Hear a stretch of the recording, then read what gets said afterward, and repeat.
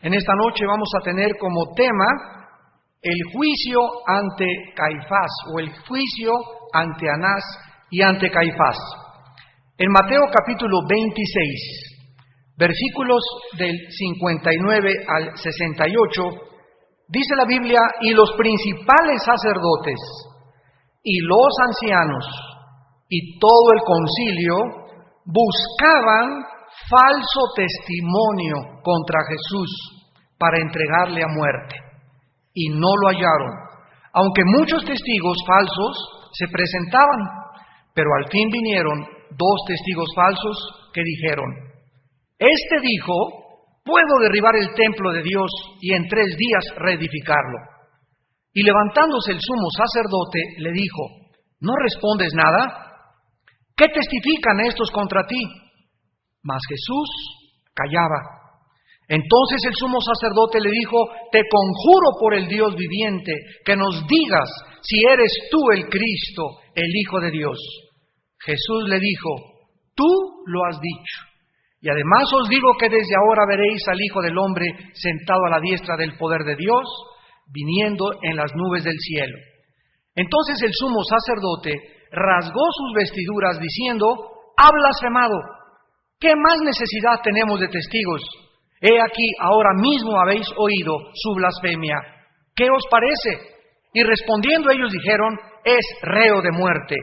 Entonces le escupieron en el rostro y le dieron de puñetazos, y otros le abofeteaban, diciendo: profetízanos, Cristo, ¿quién es el que te golpeó? Pedro estaba sentado fuera en el patio, y se le acercó una criada diciendo: tú también estabas con Jesús el Galileo. En el primer juicio de Jesús, que fue donde nos quedamos la última conferencia ante Anás, fue con el propósito, después de que lo capturaron en el huerto de Getsemaní, tratar de encontrar de qué acusarlo y con qué pretexto poderlo llevar a la pena capital.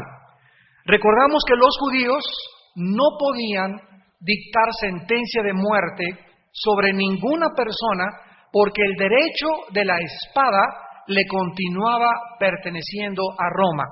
Roma, cuando conquistaba alguna ciudad, algún pueblo, les permitía a las ciudades conquistadas que continuaran viviendo de acuerdo a sus leyes, mientras no se sublevaran en contra del César o del emperador romano, a quien consideraban un dios. Entonces, cuando conquistaron toda la tierra de Israel, que repito, equivocadamente se le llama la Palestina, que fue un nombre dado por los romanos por un César que su esposa se llamaba Palesta, así viene el nombre de Palestina. Cuando conquistaron la tierra de Israel o la Palestina, entonces ellos les dejaron a los judíos que continuaran con su religión, no se metían con su religión, pero los judíos no podían sentenciar a muerte a ninguna persona. El derecho para poder dictar la pena capital le pertenecía a Roma. Esto es muy interesante porque vemos la hipocresía total del sistema religioso al que pertenecía el Gran Sanedrín, del cual ya hemos explicado extensamente quiénes lo formaban, cómo actuaban y por qué buscaron este complot contra Cristo. Cuando nosotros vemos que ellos están buscando que Pilato, el gobernador, dicte la sentencia porque ellos no pueden condenarlo a muerte, es increíble que algunos meses después ellos mismos mataron a pedradas a Esteban. Y esto era un acto totalmente ilegal, repito, porque los judíos no podían matar ni ejecutar a nadie sin el permiso de Roma. O sea que si Pilato no hubiera intervenido, ellos hubieran matado a pedradas a Jesucristo. Porque eso fue lo que hicieron con Esteban. La pregunta es ¿por qué no lo hicieron con Cristo? Porque estaba escrito que moriría en una cruz. Entonces nos damos cuenta que detrás de todos los acontecimientos, detrás de todos los eventos humanos, vemos la providencia, vemos la soberanía de Dios actuando, controlando todas las cosas, la misma historia, ¿verdad? Y detrás de todas las cosas vemos la mano poderosa de un Dios soberano. Muy bien, vemos entonces en el versículo 59 que a Jesús lo llevan ante el sacerdote Caifás. junto con los escribas y los ancianos ahí reunidos. Dice el versículo 57, los que prendieron a Jesús le llevaron al sumo sacerdote Caifás, a donde estaban reunidos los escribas y los ancianos. Recordamos que Jesucristo es traído en medio de una turba. Vamos a hablar la próxima clase de Judas y la traición de Judas con muchos detalles. Y en el momento en que Judas se acerca a los sacerdotes, estaba en medio Jesús, él les pide a los sacerdotes y a los líderes que ya no quiere el dinero y cree que ellos le pueden perdonar. En lugar de que se hubiera dirigido a Jesús Judas, se dirige a los sacerdotes y esta es la razón por la cual fue condenado. Pero vamos a dar con más detalle de eso después. Pero los judíos eran tan cínicos y tan hipócritas que cuando llegaron al pretorio romano, era un edificio con 2 alas. Así es como estaba el pretorio romano diseñado. Y Pilato no vivía en Jerusalén. Él tenía su casa por otros lados, casi se ocultaban para que no siempre había atentados de muerte en contra de él, pero en esa Pascua él se encontraba durmiendo en la ciudad de Jerusalén y él es despertado a las 3 de la mañana, porque lo que vamos a estudiar en esta noche tiene lugar entre las 3 y las 3:30 de la mañana. Entonces, es despertado Pilato, se sale todo soñoliento, su esposa le había advertido que no hiciera caso, que porque le iban a traer un prisionero que era inocente, y los judíos no entran al pretorio, o sea, al patio donde se sentaba el procurador Pilato, porque le dijeron, es que no queremos contaminarnos por la Pascua. O sea, vean ustedes los escrúpulos de los líderes religiosos en los tiempos de Cristo. Ellos no entran para poder contaminarse y porque era la Pascua, pero Jesús está dentro del pretorio, él sí se contamina y sin embargo ellos eran los que estaban siendo contaminados porque la sangre de Cristo estaba sobre sus cabezas. Esto es increíble porque es una de las formas en que opera la religiosidad. Hay personas que te dicen, pues yo tengo temor de Dios, ¿verdad? Pero no te imaginas lo mentirosos que son, la forma como manejan sus finanzas, la forma como manejan su casa, como manejan su matrimonio, pero dicen que tienen temor de Dios. Hay gente que tiene escrúpulos para cosas, pero para las cosas más importantes no las tienen.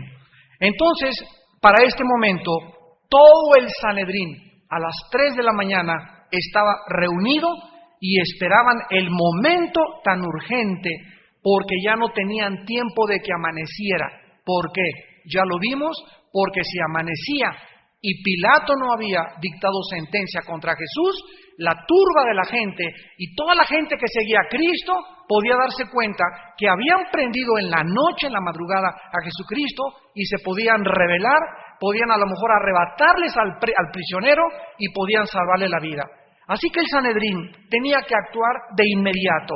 Todo lo tenían que hacer en tinieblas, todo lo tenían que hacer en secreto, todo lo tenían que hacer precipitada e impulsivamente. Cuando en Lucas 22:54, Lucas nos dice que fue llevado a casa del sumo sacerdote, porque fue ahí primero donde se reunió, ya lo vimos, el Sanedrín, lo cual era ilegal. Los miembros del Sanedrín no podían reunirse oficialmente en ninguna casa particular. Ellos tenían lo que se llamaba el salón del juicio, que era el lugar oficial donde se tenían que reunir y nunca en la noche. Vemos pues con lujo de detalles cómo cada cosa que sucedió fue ilegal, fue perversa, fue un complot, fue un contubernio, fueron las mismas fuerzas del infierno trabajando con seres humanos que nunca quisieron reconocer la luz del Mesías. Ahora, la característica más degradante que los líderes religiosos pudieron manifestar en sus corazones fue la deshonestidad de decir en el versículo 59, buscaban falso testimonio contra Jesús. Esta deshonestidad fue tan grande que llegaron al cinismo de para poder sentenciar a ese prisionero, para poder dictarle la pena capital, buscaron falsos testigos. Ya más descaro no podríamos nosotros encontrar. Pero antes de continuar adelante, hagámonos una pregunta. ¿Cómo es posible que 70 personas, tal vez hubo una o dos excepciones con Gamaliel, Nicodemo, que protestaron, pero la mayoría, estamos hablando de 65 líderes religiosos, que los 65 malévolamente, de una forma diabólica, se hayan puesto de acuerdo para matar y asesinar a Cristo? ¿Cómo podían tantas personas, todas en una forma unánime, estar de acuerdo para poder asesinar a Jesucristo? ¿Por qué fue este odio tan grande de no querer hacer ninguna otra cosa más que cortarle la cabeza a aquel que decía que era el Mesías? Y aquí tenemos la más grande reunión del mundo. Estos hombres han sentados en el lugar de la máxima autoridad religiosa, creyendo que están revestidos con la autoridad divina sobre la nación de Israel, para ejercer el juicio contra el mismo Hijo de Dios. Estos eran los intérpretes de la ley de Moisés, los administradores de la justicia, los supuestos sucesores del sacerdocio levítico. Y vean ustedes la corrupción a la que la nación de Israel había llegado.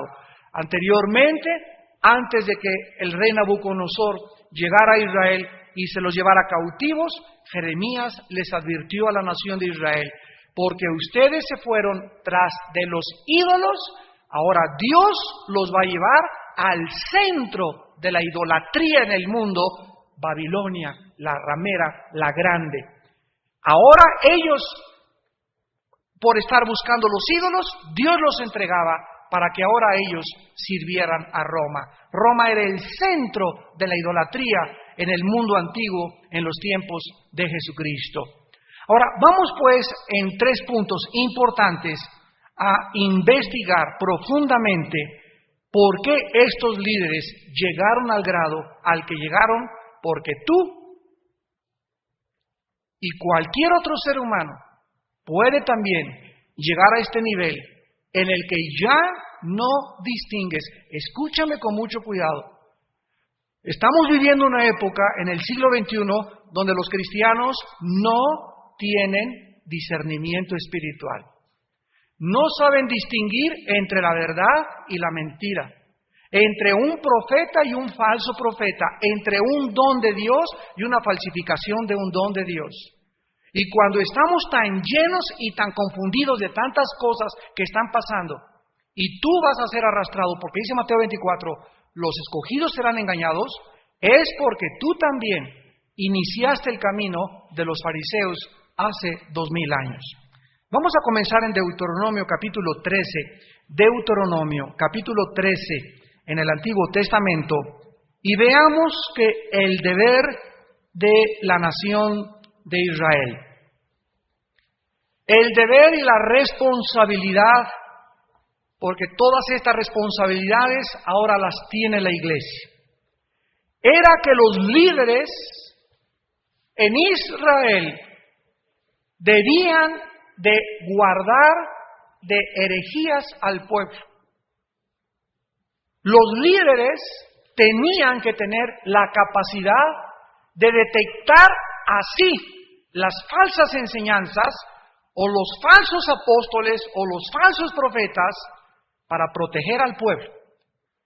Y cada uno de nosotros me podrá decir en esta tarde, bueno, yo no soy pastor ni soy líder, excúsame, pero eres padre de familia.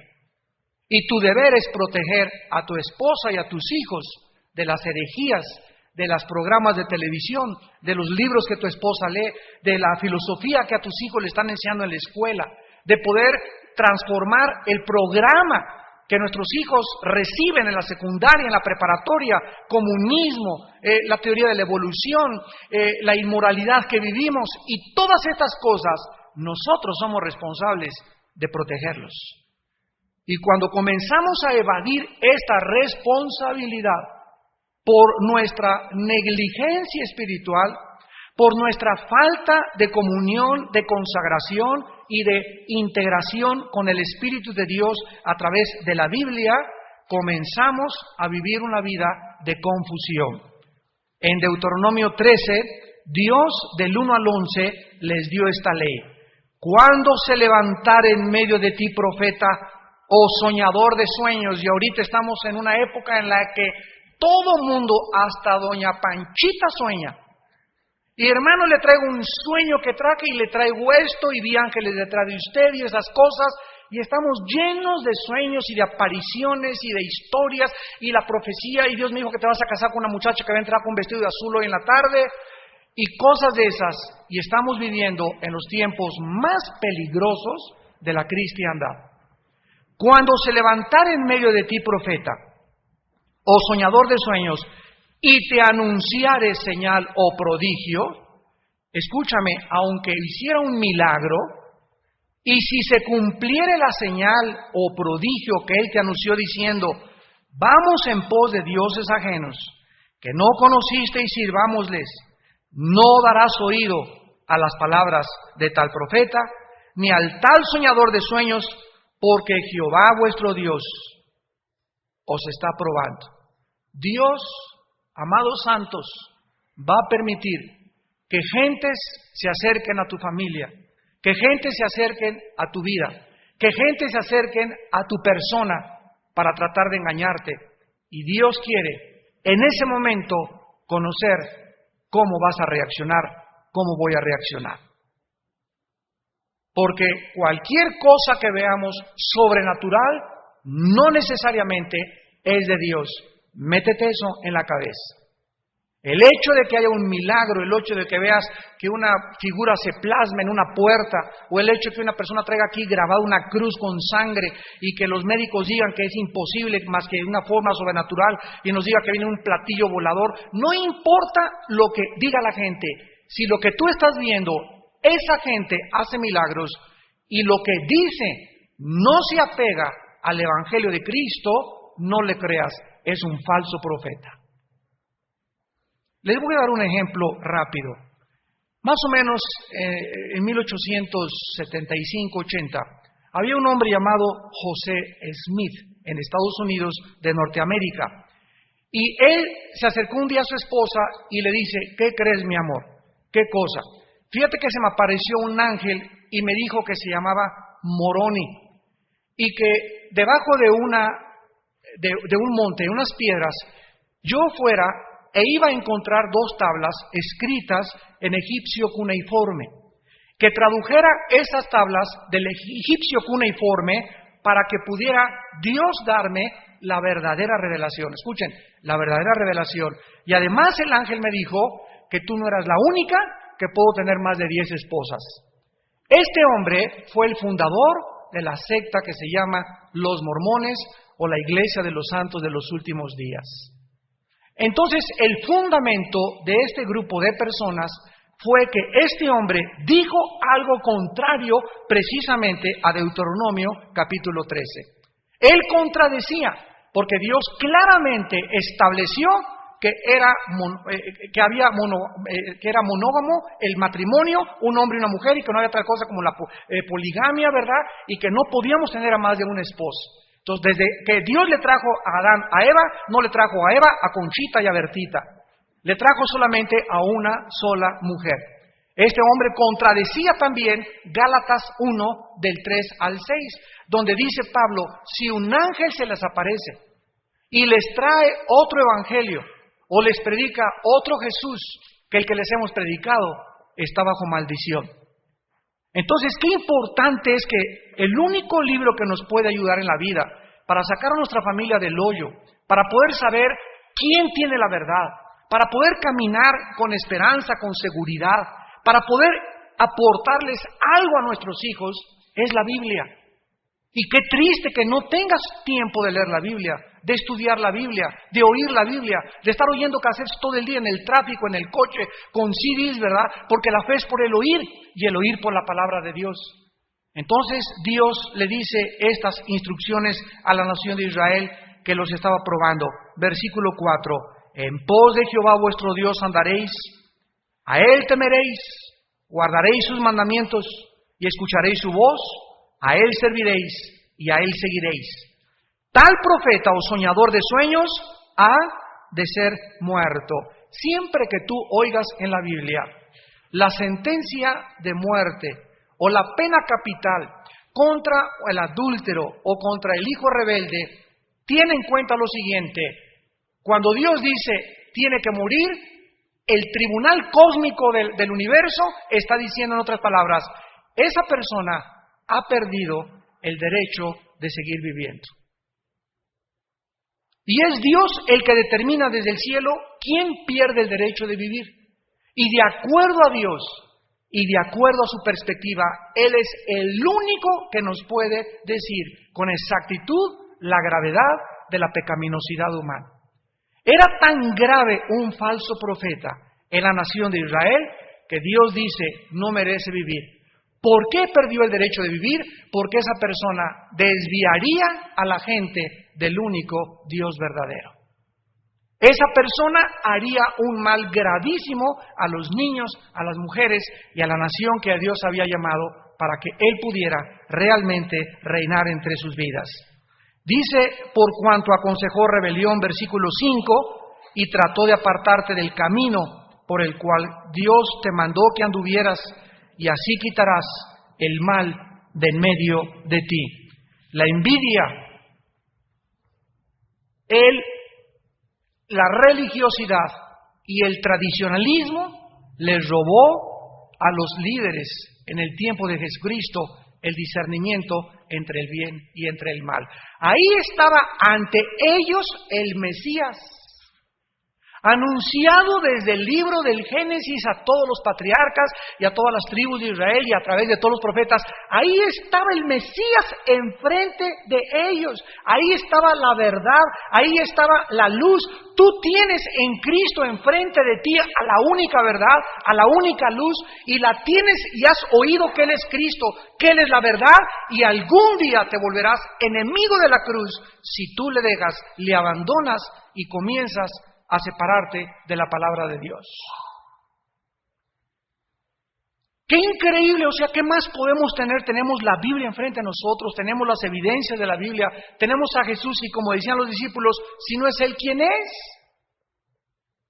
Si no es Jesús, dime quién es. ¿Napoleón? ¿Nietzsche? ¿Sartre? ¿Sócrates? ¿Mahatma Gandhi? ¿Buda? ¿Krishna? Dime, ¿quién es tu gallo? Como dicen en mi tierra. Como dice en 1 Corintios 1:19 en adelante, ¿dónde está el sabio? ¿Dónde está el escriba? ¿Dónde está el disputador de este siglo? ¿No ha enloquecido Dios la sabiduría del mundo? Dios reta que vengan los científicos. Dime, ¿quién es tu gallo? Tráeme a Alberto Einstein, dice el Señor, a Carlos Sagan, al mejor filósofo que tú puedas pensar y compáralo con Jesús. Comparemos su vida, comparemos sus enseñanzas y nos daremos cuenta que es increíble que podamos tener la luz y sin embargo decir, no es cierto, no es la luz, yo tengo otra mejor luz. Dice en Juan 3, este es el juicio, que la luz vino al mundo y los hombres amaron más las tinieblas. Esta es la condenación, o sea, los que se van a condenar en el infierno, de acuerdo a la Biblia, son las personas que tuvieron enfrente de ellos la luz de Jesús. Y dijeron, no es cierto, déjame vivir mi vida, tú no eres la luz del mundo. Y escogiste las tinieblas en lugar de la luz. Ahora, vayamos a Lucas capítulo 11 y veamos el segundo caso. En el primer caso de Deuteronomio, fue la envidia, la religiosidad y el tradicionalismo lo que les robó y lo que nos puede robar a nosotros también, el discernimiento espiritual. Cuando te vuelves de extremadamente religioso, tote, y donde todo es externo en tu vida, y donde solamente juzgas siempre según las apariencias, y en tu corazón no hay sanidad, no hay un cambio, no hay una transformación, te puedes quedar tirado en el desierto.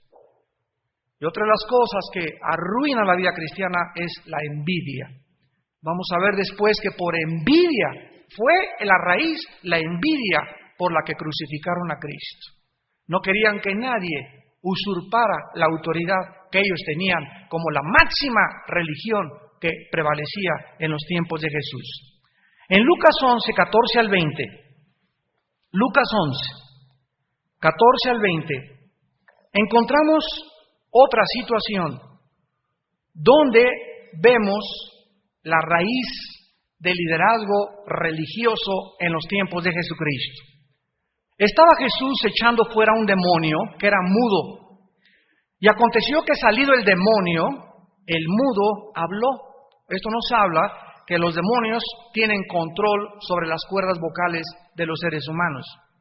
Y hay muchas personas mudas que tienen su origen en espíritus inmundos, espíritus demoníacos. Y la gente se maravilló. Pero algunos de ellos decían, por Belcebú, príncipe de los demonios, echa fuera a los demonios. Otros para tentarle le pedían señal del cielo, mas él, conociendo los pensamientos de ellos, les dijo: todo reino dividido contra sí mismo es asolado, y una casa dividida contra sí misma cae. Y si también Satanás está dividido contra sí mismo, ¿cómo permanecerá su reino? Ya que decís que por Belcebú echo yo fuera a los demonios. Pues si yo echo fuera a los demonios por Belcebú, vuestros hijos por quién los echan. Por tanto, ellos serán vuestros jueces.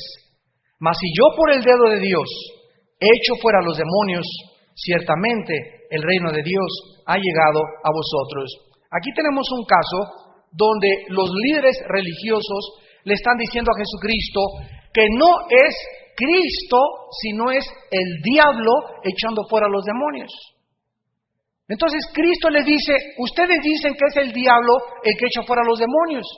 Entonces, si yo soy el diablo y no soy el Mesías, el reino de Satanás está dividido, porque yo vengo a hacer guerra contra los demonios.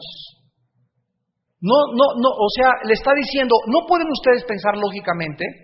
Ahora muy bien, va a llegar el momento, les dice Cristo, en que sus hijos van algún día a echar demonios, y también los van a acusar lo mismo que a mí me están acusando.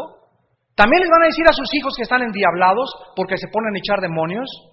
Vemos nosotros la ilógica manera de razonar de los fariseos, por la cual ellos, viendo el poder de Cristo que tenía sobre los demonios, le atribuyen el poder de Cristo a Belcebú. Es interesante la palabra Belcebú en el griego porque significa el rey de las moscas. Esto significa que Satanás tiene entre sus muchos nombres, Satanás, diablo, el dragón, la bestia, etcétera, etcétera, el nombre de la serpiente Belcebú. ¿Y por qué se le da a Satanás el nombre del príncipe de las moscas? ¿Y por qué se asocian las moscas, estos insectos alados que son, verdad, inmundos y transmiten tantas enfermedades? Porque los demonios operan igual que las moscas. Si tú tienes una cicatriz en una mano y llega una mosca y la cicatriz está más o menos ya sanada, se te para, tú ve a una mosca y le haces esto. ¿Y no se han fijado que regresa? Y otra vez, y dices, qué terca. Y le vuelves a hacer así. O sea, ella, cualquier otro animal, tú lo espantas y se va, ya no regresa. Pero ella regresa y vuelve otra vez a posarse en el mismo lugar, y otra vez en el mismo lugar, dándonos a entender que no tiene inteligencia en cuanto a eso.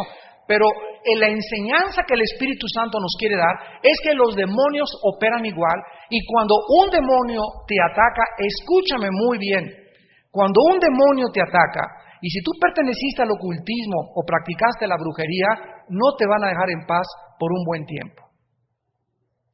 Pueden sacarte el demonio y un cristiano cree que si le sacan el demonio ya se solucionó su problema. Eso es una parte del problema. El demonio sale y se fue el demonio que te estaba atormentando, pero si tú no guardas tu casa, tu cuerpo, si tú no te alimentas con la palabra, si tú no vives lleno del Espíritu Santo, te regresa. Y regresan en bola. Te regresan peores todavía que tu estado anterior en el cual te encontrabas. Y es exactamente los demonios como la basura y las ratas. Si tú sacas las ratas de una casa y ya se fueron, el problema está que si la basura la dejas, las ratas regresan. Y las ratas son como los demonios. El pecado es como la basura.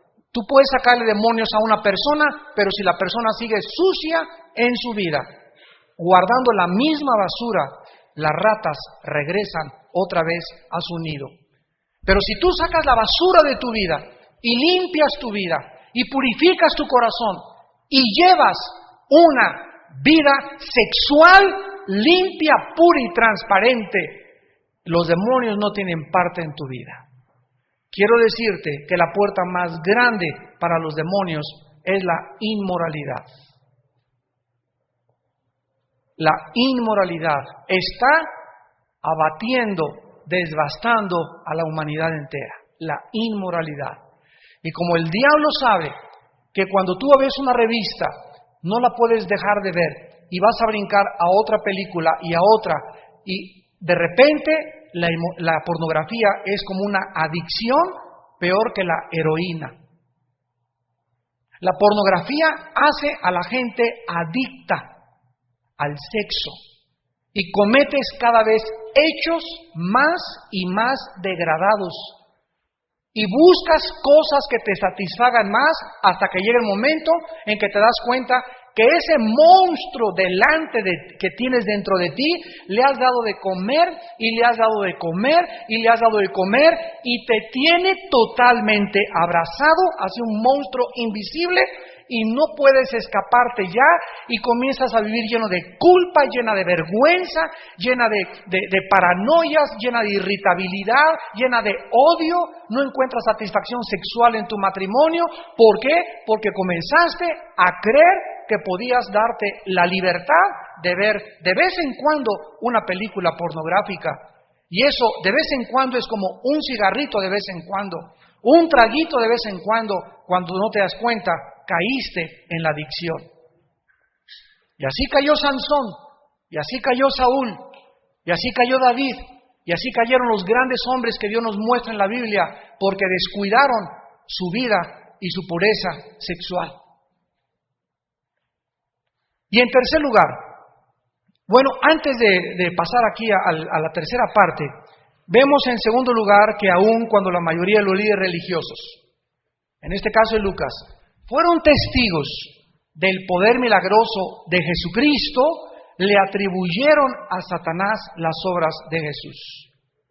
Es como el cristiano del siglo XXI que de repente te va bien el trabajo, Dios te abre una puerta, Dios te bendice y dices, fue chiripa, fue una coincidencia, a lo mejor no fue Dios, a lo mejor en este accidente el que me salvó fue la suerte. Y ya no puedes ver la mano de Dios detrás de tu vida, de las bendiciones, de la gracia de Dios, de la casa que te da Dios, de que regresaste a tu matrimonio, de que tus hijos están caminando, de que Dios te contestó, de que ahora ya te dio el trabajo.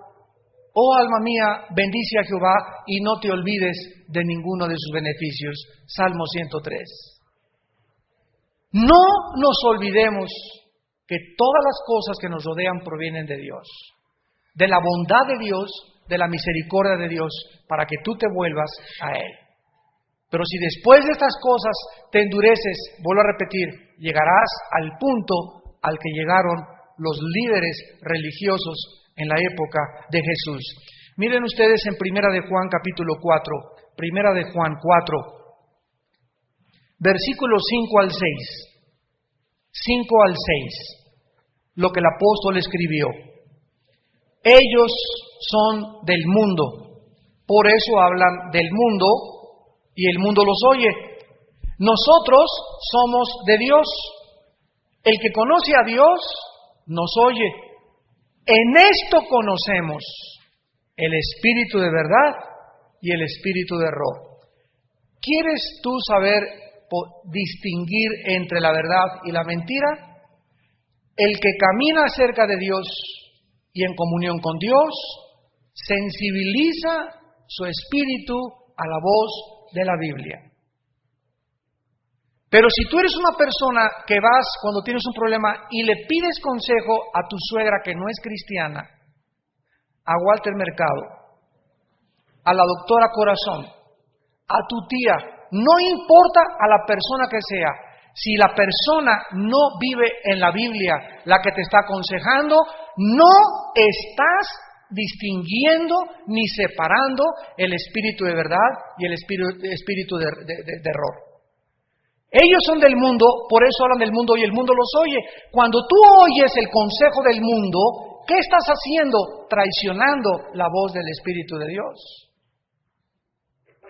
Y por eso el mundo los oye. ¿A quién escucha a Walter Mercado? ¿Tu abuelita? ¿Quién lo escucha? Los que pertenecen al mundo, los que están engañados y creen que la astrología les puede ayudar y que les puede dar un tip y que les puede determinar el futuro y darles una luz en una esperanza para vivir. Ellas son las personas que le escuchan. ¿Quiénes consultan los horóscopos? Los que creen eso, pero tú eres hijo de Dios. Somos un pueblo especial de Dios, somos el tesoro de Dios. Y Dios no quiere que tú andes en tinieblas, ni que tengas tampoco consejos de personas que no viven llenos del Espíritu de Dios y que tampoco conocen la palabra de Dios. Dice la Biblia que las personas que escuchan consejos del mundo son las personas que no nos oyen. En esto conocemos que esa persona está poseída de un espíritu de error. ¿Ya puedes tú distinguir esto? No lo busques, déjame leértelo rápidamente en el libro de Oseas, capítulo 4, versículo 11, apúntalo. Oseas 4:11 dice: la impureza sexual, el alcohol y la gula quitan el juicio. El pecado nos roba la capacidad de poder discernir. Estos líderes religiosos pecaron tanto contra Dios y eran tan falsos, vivían vidas dobles, que comenzaron a perder la capacidad del discernimiento espiritual, que es distinguir entre lo real y lo verdadero, entre el profeta de Dios y el falso profeta, entre los milagros de Dios y los milagros de Satanás. El pecado nos roba la capacidad de distinguir entre el bien y entre el mal. Fornicación, mosto y vino roban el juicio, dice Oseas 4, versículo 11. Ahora, vayamos en tercer lugar a Juan capítulo 11, Juan capítulo 11, el Evangelio de Juan. Y veamos el tercer incidente que fue ya el colmo. Cuando los líderes religiosos, vemos la secuencia, vieron los milagros de Cristo, vieron a Cristo echar demonios, su religiosidad, su tradicionalismo, no les permitieron a ellos distinguir quién era el hombre que tenían enfrente, el Salvador de sus pecados. En Juan 11, versículo 43 al 53, Cristo es llamado por sus amigos íntimos, María y Marta y Lázaro, porque Lázaro ha muerto. Y habiendo llegado y habiendo dicho esto, hablando con María y con Marta, clamó a gran voz: ¡Lázaro, ven fuera! Y el que había muerto salió, atadas las manos y los pies con vendas, y el rostro envuelto en un sudario. Jesús les dijo: desatadle y dejadle ir. Amigos, ¿qué más grande milagro puedes ver que un muerto resucitar? Dime, ¿qué milagro más grande puede haber que es? ¿Qué milagro más grande puedes tener enfrente de tus narices? Para darte cuenta que verdaderamente el único que puede resucitar muertos es Dios. El diablo no puede resucitar muertos, pero Dios sí puede resucitar muertos, porque Jesucristo dijo que Él era la resurrección de la vida. Aquí tenemos un hombre llamado Lázaro que tenía 3 días de muerto. O sea, ¿qué pasa cuando una persona se muere? Inmediatamente la sangre se comienza a descomponer, comienza a apestar. Si quieren embalsamar a una persona, le tienen que sacar toda la sangre, inyectarle formol, etcétera, etcétera, como disecan a los animales, porque con la sangre dentro el cuerpo se pudre. Entonces, el cuerpo de Lázaro ya estaba comenzando a descomponerse, tenía 3 días de muerto. Ya el efecto de la descomposición sanguínea estaba ya en un punto tremendo. ¿Qué pasa cuando una persona se muere? Dice la Biblia que el espíritu que tienes dentro y mi alma se salen. El cuerpo de Lázaro estaba en la tumba, ya pudriéndose. El alma y el espíritu de Lázaro ya estaban subiendo. Tal vez subió a la presencia de Dios. Tal vez Lázaro estuvo en el tercer cielo. La Biblia no nos lo dice. Pero cuando Jesús dijo, Lázaro, ven fuera, ¿a quién le estaba hablando? ¿Al cuerpo o al espíritu? Le estaba hablando al espíritu, y el espíritu de Lázaro oyó la voz del Hijo de Dios y bajó y se metió al cuerpo, porque el cuerpo sin el espíritu no tiene vida, dice Santiago 2, y el espíritu de Lázaro, al volver a entrar al cuerpo de Lázaro, comenzó la restauración del cuerpo de Lázaro milagrosamente. No era una resurrección de 3 horas de muerto o un estado de catalepsia, sino era un muerto de 3 días, y dice ya había una prueba médica y científica con esta, que estaba literalmente muerto. Y esto es un ejemplo de lo que Cristo va a hacer el día de la resurrección con nosotros. Tu cuerpo no importa que lo pudran, ¿verdad? Pues quien aplaudir, aplauden, gloria a Dios. Gloria a Dios. Nuestro cuerpo, no importa que te cremen, escúchalo, si te quieren cremar, mejor. Te ahorras el mercantilismo del funeral y una quila de 500 personas y, ay, lo siento, ¿verdad? Y ni lo sienten. Todo es político, ¿verdad? Todo es la apariencia. La mayoría, claro que hay personas que realmente queremos y nos aman, ¿verdad? Pero ustedes saben, la mayoría son apariencias. Entonces, si te pueden cremar y te mueres, mucho mejor, porque de todas maneras, aunque no te cremen, nos vamos a convertir al polvo porque venimos del polvo. Y nos desharemos y nos comerán los gusanos. Así que no importa cremarte o no cremarte, yo siempre recomiendo que se cremen los cristianos.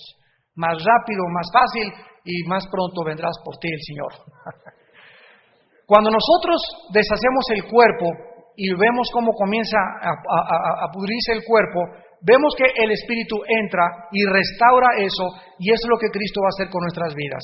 Entonces Lázaro comienza la restauración y sale vendado. Dice la Biblia que salió así Lázaro de la tumba. Imagínense el susto que se llevaron todos.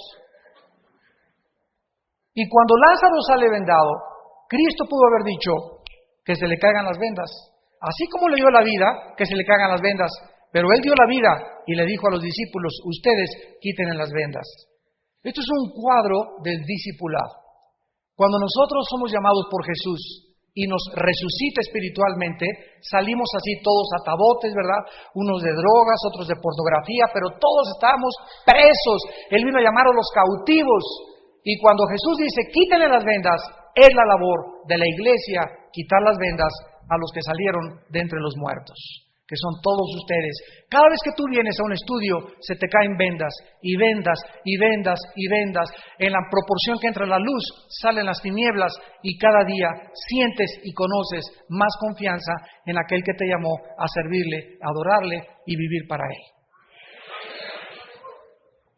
Y finalmente, encontramos en Mateo, regresamos a Mateo. Vamos a terminar aquí en Juan para ver lo más importante. Dice entonces el versículo, aquí en Juan 11, versículo 51, esto no lo dijo por sí mismo, cuando estaba hablando Caifás del sumo sacerdote. No lo dijo por sí mismo, sino que como era el sumo sacerdote aquel año, profetizó que Jesús había de morir por la nación. Pero en el versículo 46 de Juan 11, algunos de ellos fueron a los fariseos y les dijeron lo que Jesús había hecho. Entonces los principales sacerdotes y los fariseos reunieron el concilio y dijeron, realmente Él es el Hijo de Dios. ¿Eso dijeron? Vean ustedes que el inicio del complot, el inicio del plan diabólico para matar a Jesús es precisamente después de que Jesús realiza el más grande de los milagros. Dijeron, ¿qué haremos? porque este hombre hace muchas señales, y si le dejamos así, todos creerán en él, y vendrán los romanos y destruirán nuestro lugar santo y nuestra nación. De repente se convierten en patriotas, y les preocupa que los romanos vengan y destruyan, cuando ellos, hipócritas. Una de las razones por las cuales rechazaron a Cristo era porque buscaban un Mesías que los librara de Roma. Y cuando estaban ante Pilato, los hipocritotas, ¿verdad?, le dijeron a Pilato, es que este prohíbe que le den tributo al César. De repente se ponen del lado de Roma. Cuando ellos odiaban a Roma, por traicionar a Cristo, se ponen del lado de Roma. Y es interesante también que Herodes y Pilatos eran enemigos y se hacen amigos para crucificar a Cristo. Es interesante cuando los malos, cuando van a llevar a cabo una acción, se juntan para ponerse de acuerdo en contra de los buenos. Lo semejante atrae a lo semejante.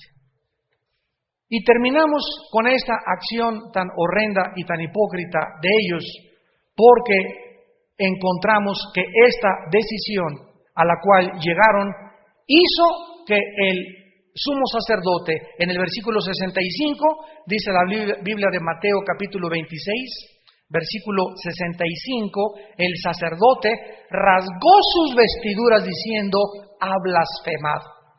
¿Qué más necesidad tenemos de testigos cuando dijo Jesús que él aceptaba que él era el Cristo? ¿Sabían ustedes, hermanos, que cuando el sumo sacerdote rasgó sus vestiduras, estaba violando la ley? A los sacerdotes se les prohibía rasgar sus vestiduras. Bueno, todo lo que hicieron, lo hicieron totalmente descarado, de una forma cínica y de una forma diabólica. Y finalmente dice la Biblia que le dieron de puñetazos y le abofetearon. Esto significa, en la palabra griega, que le pegaron con la mano cerrada, así en la cara. O sea, cuando Jesús ya estaba en la cruz, tenía rota la nariz, los párpados, los ojos, tenía sangre por todos lados, y cuando los soldados romanos pegaban, déjame decirte, pegaban de veras. Eran expertos en golpear y expertos en torturar a los prisioneros. Y después de que lo abofetearon y cuando se cansaron de hacer estas cosas, comenzaron a jugar con él. Le ridiculizaban, diciéndole que les demostrara y adivinara quién era el que le había pegado para burlarse aún más de él. El Hijo sería vindicado a través de la resurrección entre los muertos y entonces le demostraría a todos estos hombres que están ahora en el infierno, de acuerdo a la Biblia, que él era el Mesías. Amigo y amiga que nos visitas en esta tarde, quiero decirte que no es coincidencia que estés aquí. Tu vida no tiene propósito, no tiene sentido, ni lo tendrá sin Jesucristo. Dios te llama para que tú reflexiones en esta tarde y le entregues tu corazón y tu vida y la de tu familia con todas las fuerzas de tu alma. Dios quiere que sepas que hay una verdad absoluta, objetiva e inmutable en el mundo que nos rodea. Y que no tienes que andar de filosofía en filosofía, de religión en religión, de mujer en mujer, de botella en botella, de droga en droga, de aventura en aventura, de aventura política en aventura política. Mientras tú no tengas a Cristo en tu vida, todo lo que alcances, Jesús dijo, ¿de qué te sirvió si pierdes tu alma? ¿Podrías tú considerar por un instante que hoy podría ser el último día que te hablara Dios? ¿Podrías considerar que hoy podías tú morir o yo también? Nadie lo sabe. Y la Biblia dice, prepárate para encontrarte con tu Dios. Y en el momento de nuestra muerte, ¿qué va a suceder? Nos desconectamos del cuerpo, nos salimos del cuerpo y todos los planes, proyectos, futuros, sueños, todos se quedan en la tumba. Tu espíritu y tu alma, igual que lo mío, se irá a la presencia de Dios o al centro de la tierra, donde se encuentra el infierno, donde tendrás el tormento por los siglos de los siglos. Estas son palabras fieles y verdaderas, y tú tienes que considerar de una forma seria y objetiva en esta noche si tú tienes a Jesucristo en tu corazón como el Hijo de Dios. Asegúrate antes de salir de esta puerta como entraste, vacío, confundido, porque la Biblia dice que el destino solamente está en manos de Dios. Y solo Dios sabe si tú te has endurecido y has tenido la luz, y has tenido la Biblia, y has oído predicaciones, y sigues duro, y sigues terco ante la realidad, cuando llegue el momento en que Dios te va a entregar, para que nunca jamás vuelvas a creer. Esto se llama la blasfemia contra el Espíritu Santo. Rechazar la gracia de Dios para salvación, y entonces viene el endurecimiento, y Dios te entrega para que ahora lo que tú querías, lo alcances y lo logres. ¿Querías dinero? Te lo va a mandar Dios. ¿Querías mujeres? Te las va a mandar Dios. ¿Querías un puesto político? ¿Querías ser gobernador y no te importó matar y pasar sobre miles de personas? Dios te hará que llegues a ese puesto, para que cuando tú llegues a ese puesto, cuando tengas esas mujeres, cuando tengas ese dinero, descubras que se va a convertir en tu peor maldición. Decía Salomón en Eclesiastés capítulo 6, hay un mal debajo del cielo, muy grave entre los hombres. Aquellos hombres a quienes Dios les da dinero y les da cosas y no les falta nada, pero Dios no les da el don de disfrutar lo que tienen. Una cosa es tener y la otra cosa es que disfrutes lo que tengas. Y para disfrutar lo que tenemos, solo lo podemos hacer con su bendición y su presencia en nuestra vida. Oremos. Padre, te damos gracias en esta noche por habernos mostrado a través de las páginas de tu palabra todas estas circunstancias y eventos tan trágicos que estaban claramente determinados por tu soberana voluntad, a través de los cuales permitiste que tu Hijo fuera herido por nuestras rebeliones. Angustiado él y afligido, no abrió su boca. Como cordero fue llevado al matadero. Y como oveja delante de sus trasquiladores, enmudeció y no abrió su boca. Con todo eso Jehová quiso quebrantarlo.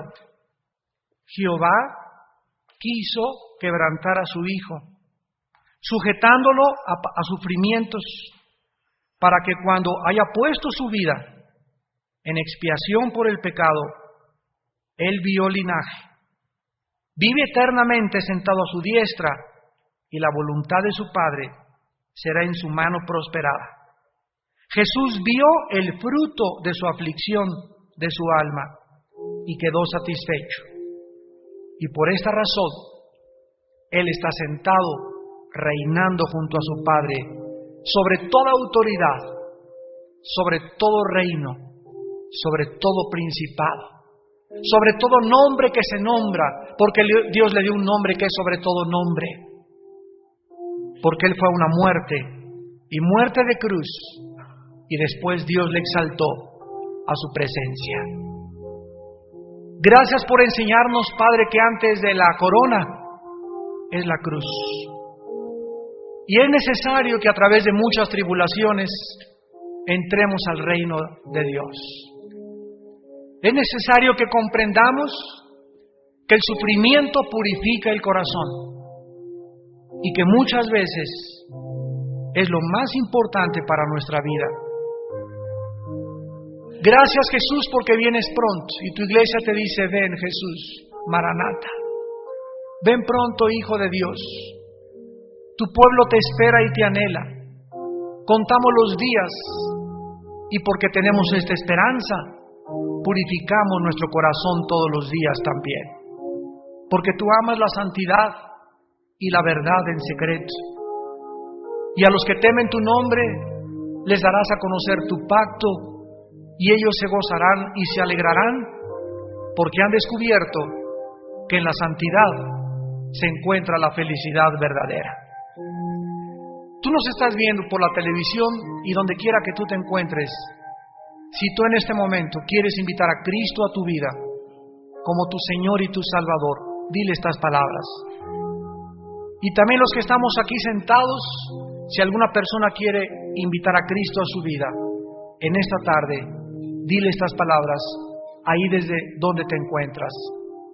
Dile: Señor mío y Dios mío, he pecado contra el cielo, he hecho lo malo delante de tus ojos, confieso que soy un pecador, una pecadora. Creo que en la cruz tu Hijo Jesucristo pagó con su sangre en mi lugar.